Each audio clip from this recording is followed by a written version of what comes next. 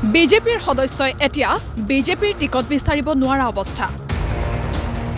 মৰিগাঁও সমষ্টিৰ বিজেপিৰ টিকট প্ৰত্যাশীৰ পত্নীক ভাবুকি বিধায়ক ৰমাকান্ত দেউৰীৰ।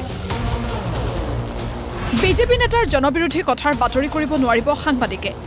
সাংবাদিকৰ পত্নীক ভাবুকি বিধায়ক ৰমাকান্ত দেউৰীৰ। পিছে ক্ষমতাই মূৰত ধৰা বিধায়কে কি ভাবুকি দিছে সেয়া শুনাৰ আগত জানো আহক মূল কথাটো। উৎপল নাথ মৰিগাঁও সমষ্টিৰ এজন বিজেপি নেতা। আন বহুতৰ দৰে উৎপল নাথে প্ৰাৰ্থিত্বৰ বাবে আবেদন কৰিছিল।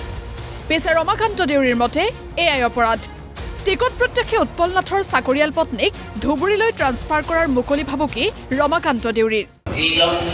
উৎপল নাথৰ ঘনীয়েক পঞ্চায়তত চাকৰি কৰে, তাৰ পঞ্চায়তক মই ধুবুৰী দিম, তেতিয়াতো হাহাকাৰ হৈ যাব। এতিয়া ধুবুৰী দিয়ে, এতিয়া অহা যোৱা কৰি যাব, ধুবুৰীৰ পৰা অহা যোৱা কৰি যাব। ৰমাকান্ত দেউৰীয়ে টিকট পাইছে, উৎপল নাথ টিকট বঞ্চিত হৈছে। পিছে টিকট পোৱাৰ পাছতো টিকট বঞ্চিত নেতাক মুকলি ভাবুকি দিয়াৰ কাৰণ কি? বিজেপিত এতিয়া মাত্ৰ কেইজনমান লোকৰহে দপদপনি চলে নেকি? নিৰ্দিষ্ট কিছু নেতাৰ বাহিৰে আনসকলে প্ৰাৰ্থিত্ব বিচৰাৰ অধিকাৰ নাই নেকি? সংবিধানৰ নিয়ম অনুসৰি টিকট বিচৰা লোকক ভয় ভাবুকি দেখুওৱাৰ অধিকাৰ কোনে দিলে?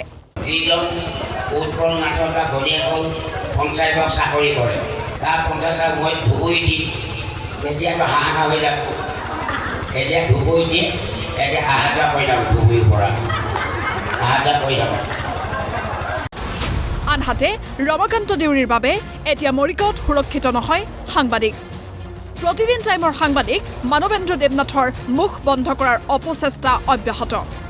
মানৱেন্দ্ৰ দেৱনাথৰ পত্নীকো দুৰ্গম এলেকাৰ কাৰ্যালয়লৈ স্থানান্তৰৰ মুকলি ভাবুকি। আৰু এটা সাংবাদিক আছে, মোৰ পৰা ধাৰ আহে, মোৰ কথা লিখি আছে, একেবাৰে নিৰ্বাচনী ঘোষণা নকৰা আগলৈকে লিখিছে। তাৰ ঘনীয়েকক এই পঞ্চায়তৰ চাকৰি কৰে, আকৌ এবাৰ ধুবুৰী দি দিম আৰু এই সাংবাদিক হৈ ধুবুৰী হৈ থাকোঁ, ইয়াত নালাগে। এতিয়া কথাটো হ'ল, বিজেপি চৰকাৰৰ দিনত সাংবাদিকে ভুল কথা দেখুৱাই দিব নোৱাৰিব নেকি? চৰকাৰী চাকৰিয়ালক ট্ৰান্সফাৰ কৰাৰ নিৰ্দিষ্ট নীতি নিয়ম নাই নেকি? ক্ষমতাশালী নেতা মন্ত্ৰীয়ে নিজৰ স্বাৰ্থ সিদ্ধিৰ বাবে ট্ৰান্সফাৰ কৰিব পাৰে নেকি বিষয়া কৰ্মচাৰী? মৰিগাঁৱৰ পৰা মানৱেন্দ্ৰ দেৱনাথৰ ৰিপৰ্ট, প্ৰতিদিন টাইম।